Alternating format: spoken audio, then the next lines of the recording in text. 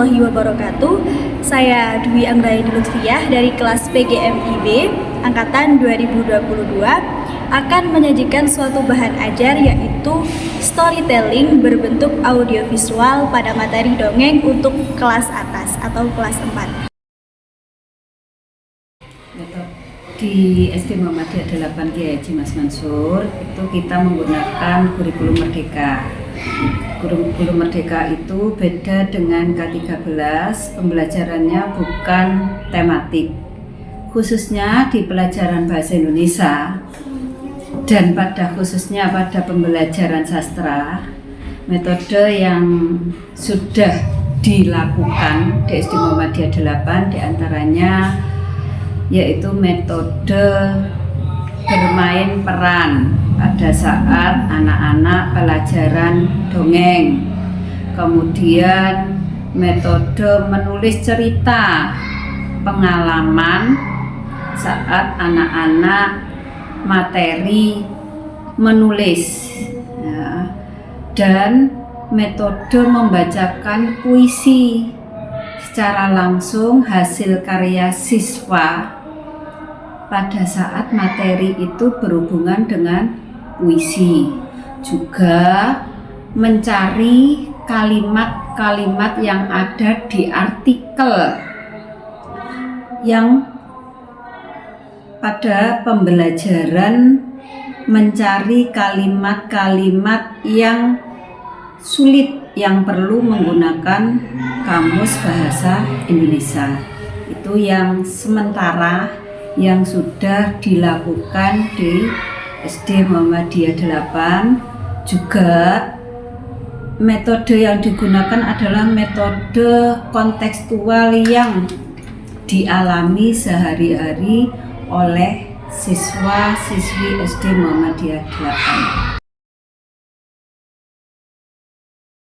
Bahan ajar yang belum pernah diajarkan, mungkin kami dikarenakan kekurangan untuk media pembelajaran, itu kami pembuatan film-film. Nah, itu kami jarang. Kami hanya langsung mencari di YouTube ya, sehingga kadangkala itu tidak sesuai dengan materi yang dipelajari karena kita kekurangannya itu untuk pembuatan film-film. Terus juga karena kami juga bukan guru yang faknya bahasa Indonesia, mungkin juga ada metode-metode kami yang kurang pas pada saat pembelajaran, karena di sini kan ada menyimak yang membutuhkan audio. Nah, itu kami juga kurang memanfaatkan ya penggunaan audio pembelajaran seperti itu. Oke, kesulitan yang kami alami satu, karena kita atau kami di sini adalah bukan guru yang faknya bahasa Indonesia, sehingga ada beberapa materi yang mungkin kita tidak bisa mengajarkan secara maksimal. Itu yang pertama. Yang kedua, kadang juga itu metode pembelajaran yang kita lakukan itu tidak sesuai dengan materi, sehingga anak-anak masih kesulitan dalam pembelajaran. Bahan ajar yang kita butuhkan adalah bahan ajar yang menyesuaikan dengan materi yang sesuai dengan perkembangan siswa di SD Muhammadiyah 8. Karena anak SD otomatis bahan ajar itu harus yang konkret ya, karena anak SD itu masih belum bisa belajar yang abstrak. Nah, sehingga kadang kita itu medianya tidak ada, tidak sesuai. Juga karena kemampuan guru yang kurang mumpuni, sehingga anak-anak dalam pemahamannya itu tidak bisa maksimal dalam pelajaran bahasa Indonesia. Yang digunakan di kelas atas itu menggunakan ya berbeda-beda. Kalau waktunya pas materinya tentang poster, anak-anak itu juga belajar membuat poster. Selain itu mengamati poster-poster yang ada di sekeliling lingkungan sekolah. Kemudian otomatis menulis yang dialami sehari-hari oleh anak-anak. Kemudian juga ada mencari kosakata yang sulit. Nah, anak SD itu pemahaman bahasanya itu masih belum terlalu banyak, sehingga ada banyak kata-kata yang dijumpai anak-anak itu perlu dicari artinya di Kamus Besar Bahasa Indonesia. Sekolah memfasilitasi kamus itu hanya satu, sehingga itu kesulitan kita saat digunakan oleh satu kelas itu otomatis rebutan ya, jadi perlu bergiliran. Nah, itu kan membutuhkan waktu yang banyak.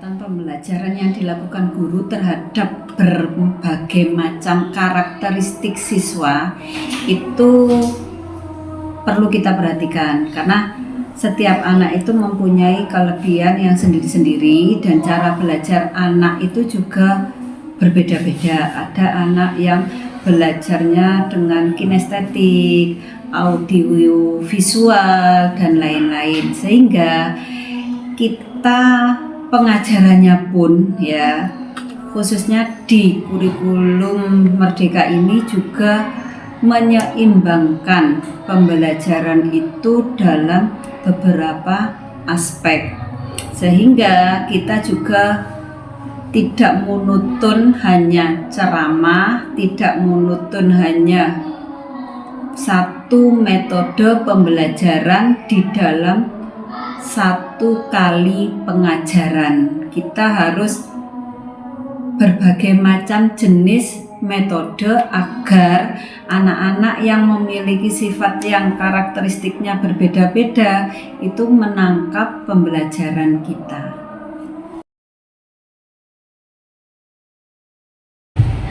Kompetensi dasar dan kompetensi inti yang ada di dalam kelas 4 materi dongeng. Yang pertama yaitu kompetensi dasar.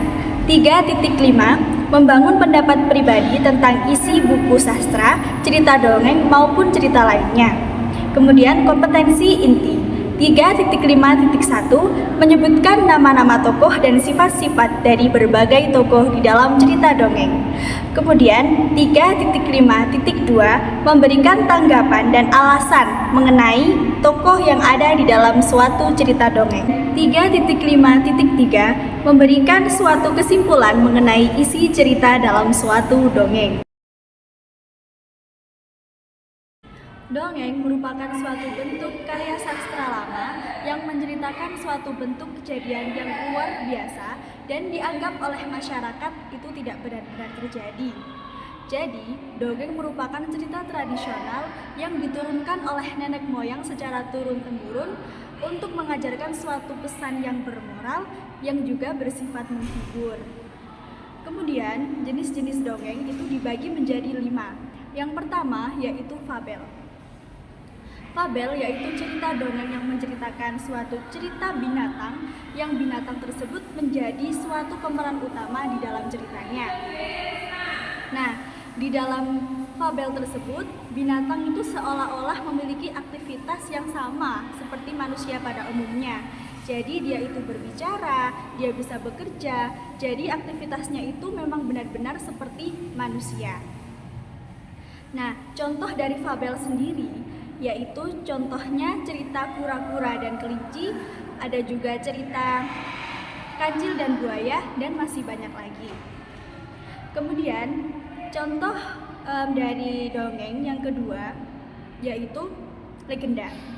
Legenda yaitu suatu cerita yang menceritakan bagaimana terbentuknya suatu tempat. Jadi legenda ini juga berasal dari rakyat yang memang cerita tersebut diyakini benar-benar terjadi oleh masyarakat pada umumnya dan kemudian diturunkan oleh nenek moyang secara turun-temurun yang akhirnya kita bisa mengetahui sampai sekarang bagaimana cerita tersebut dan kita bisa mempelajari apapun yang ada di dalam cerita tersebut. Nah, contoh dari legenda sendiri yaitu seperti legenda terjadinya Gunung Tangkuban Perahu, dan juga ada terjadinya legenda Danau Toba, dan tentunya masih banyak lagi yang perlu kita pelajari. Yang ketiga adalah mite. Mite merupakan suatu dongeng yang menceritakan tentang dewi-dewi. Bahkan hantu juga diceritakan loh di sana. Nah, contohnya dari mite adalah legendanya Nyi Roro Kidul yang berasal dari Yogyakarta. Yang keempat adalah sage. Sage merupakan suatu cerita dongeng yang mengisahkan tentang kepahlawanan seseorang dan keberanian seseorang pada masa dahulu. Nah, contohnya yaitu keberanian Jakatingkir dan masih banyak lagi. Nah, kemudian yang kelima yaitu cerita parabel. Parabel ini mengisahkan tentang bagaimana pendidikan moral, adapun pendidikan agama. Nah, contohnya yang dapat kita temui yaitu contohnya cerita dari Malin Kundang yang berasal dari Sumatera. Metode pembelajaran yang saya pilih adalah metode pembelajaran audiovisual. Mengingat dari sekolah yang sudah saya observasi kemarin, pada kelas atas ini belum menggunakan audiovisual dengan baik karena memang keterbatasan dari sekolahnya. Nah, biasanya pihak sekolah mengambil video dari internet untuk dijadikan sebuah bahan ajar kepada peserta didiknya. Namun alhasil bahan ajar tersebut kurang sesuai dengan materi yang ingin disampaikan oleh guru. Nah, di sini saya bermaksud untuk membuat bahan ajar berupa storytelling yang berbentuk audiovisual yang nantinya saya berharap dalam bahan ajar tersebut bisa bermanfaat kepada guru dalam menerangkan suatu metode pembelajaran atau materi dongeng untuk kelas atas.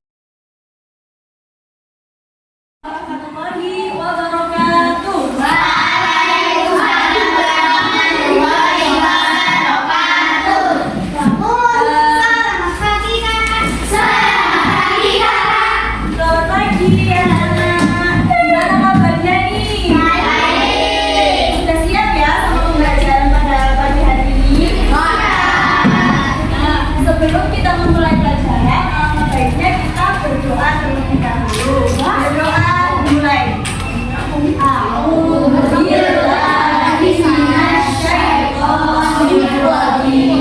Bismillahirrahmanirrahim. Alhamdulillahirabbil alamin. Ar-Rahmanir-Rahim. Maliki yaumiddin.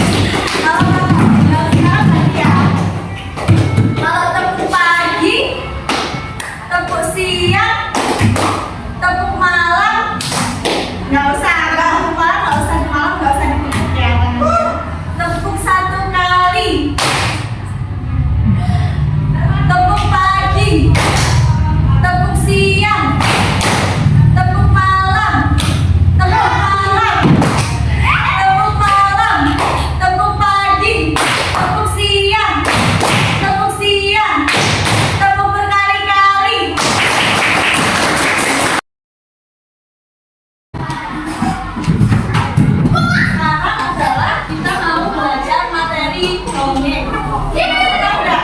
Dongeng itu apa? Cerita apa? Cerita apa? Cerita pendek. Bisa aja. Hewan. Oh iya, hewan. Apa lagi? Nah, cerita rakyat. Cerita nasional yang ada pada zaman. Boleh ditulis ya.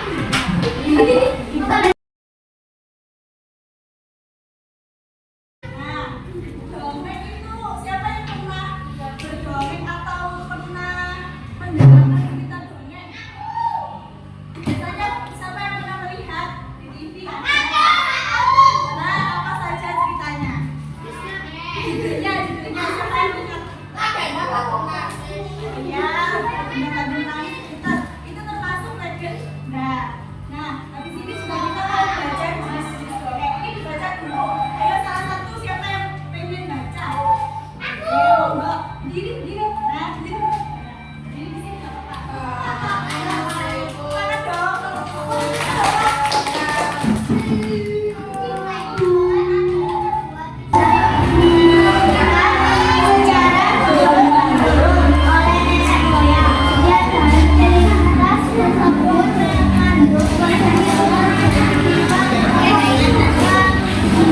Kita perkenalan dulu dong, namanya siapa? Oh, Nafisa. Nafisa rumahnya di mana? Beri aplaus dong sama Nafisa. Nah, sekarang kita belajar jenis-jenis dongeng. Kalian tahu nggak tabel warna?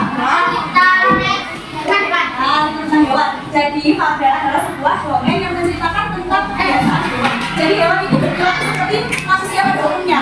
Jadi dia bisa bekerja, dia bisa berbicara. Seperti yang kalian tahu di dalam cerita pada zaman dahulu, anjing dan buaya. Ceritanya gimana? Bisa berbicara hewannya?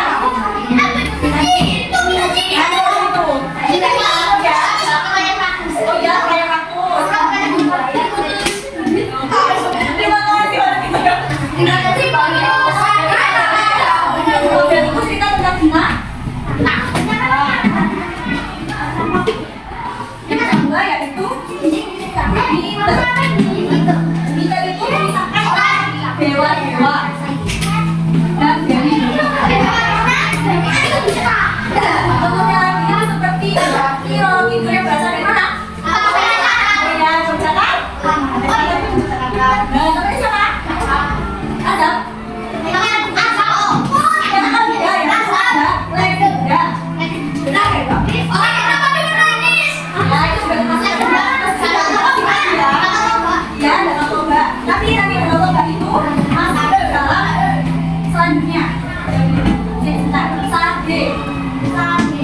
Ini menceritakan tentang budaya dan kepahlawanan seseorang, seperti ceritanya Joko Tingkir. Dan yang terakhir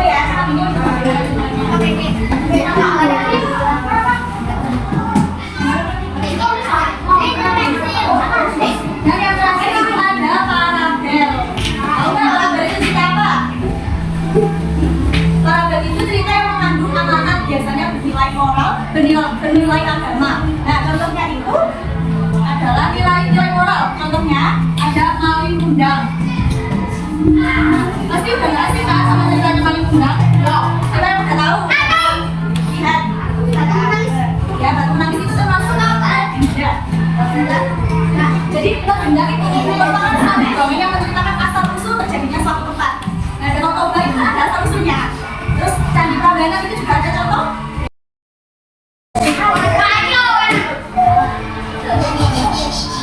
Ya udah, jadi pakai suara kita aja ya. Pada zaman dahulu ada seekor kelinci yang hidup di dalam hutan. Dia bisa pandai dalam berlari, larinya sangat cepat. Kemudian dia ketemu seekor kura-kura. Kemudian dia kura-kura, kamu itu lari atau jalan?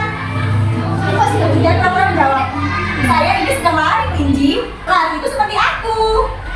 Lanjut, aku bisa berlari dengan cepat. Bohong, kamu tidak bisa berlari. Kalau berani, besok aku kasih kamu lomba lari 100 meter. Akhirnya kura-kura pun menyetujui permintaan dari si kelinci. Jadi apa ceritanya? Mereka pun bersiap. Kemudian keesokan harinya mereka berkumpul kumpul ditemani dengan teman-temannya. Silakan teman-temannya berdua. Nah, teman-temannya ini ada monyet, ada kucing. Nah, pertandingan pun dimulai tepat pada pukul jam 9 pagi. Si kelinci langsung melesat dengan cepatnya meninggalkan si kura-kura. Sehingga kura-kura berusaha dengan sekuat tenaga berlari mengejar kelinci yang sudah ayo kura-kura semangat. Kita bilang ayo kura-kura semangat.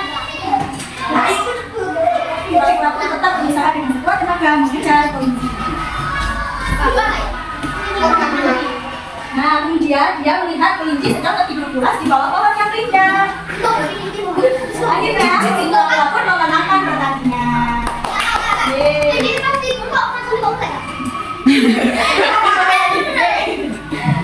Nah, akhirnya kelinci pun datang untuk meminta maaf kepada si kura-kura. Kura-kura, aku meminta maaf ya atas apa yang sudah aku lakukan kepadamu kemarin. Kemudian kura-kura, ya tapi jangan diulangi lagi ya, kelinci. Kamu harus berbuat baik, kamu tidak boleh sombong, oke? Ya, terima kasih kura-kura.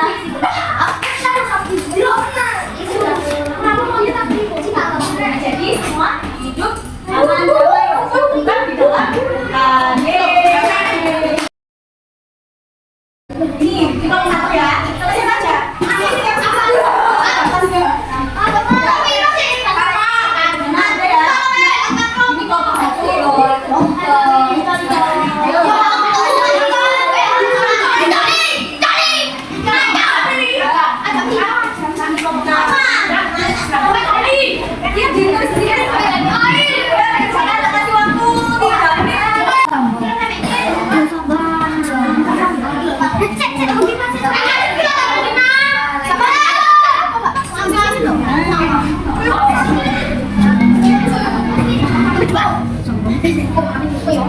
Ini kelompok satu Hai dulu.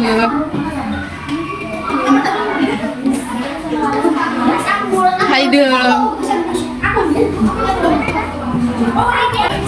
Jadi anak-anak ini sedang mengerjakan laporan tugas dari saya, tugas kelompok. Tadi saya habis menampilkan suatu video kura-kura dan kelinci. Jadi mereka saya suruh untuk mengerjakan. Watak dari kura-kura bagaimana Mas? Namanya siapa? Namanya Repa. Ayo didengarkan. Mas Repal. Ayo Mas Repal dibacakan. Dengarkan ya temannya.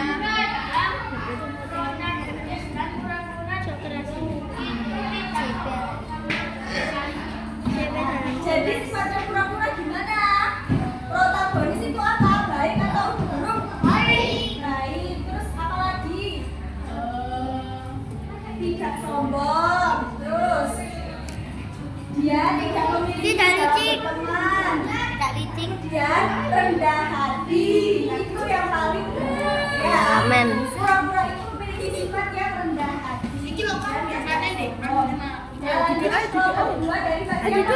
Cucu Hamzah di sini. Mbak bisa membuat dibaca Kembaran. Ini enggak kembaran. Bahasa ini ya. Nafisa Nafika.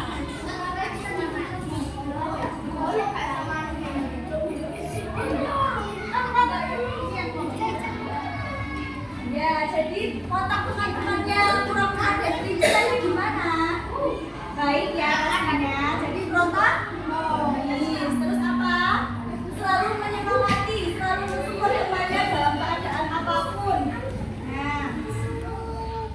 Nah tadi ada watak kura-kura yang melewatkan. Apa? Ada lagi?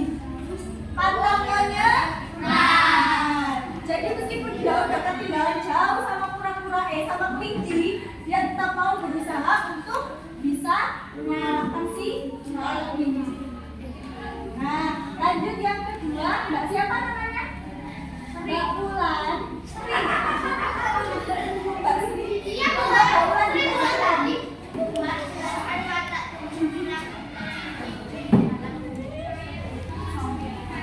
Kelinci itu memiliki watak yang apalagi suka merendahkan orang lain, suka mengejek teman. Nggak boleh ya kita sesama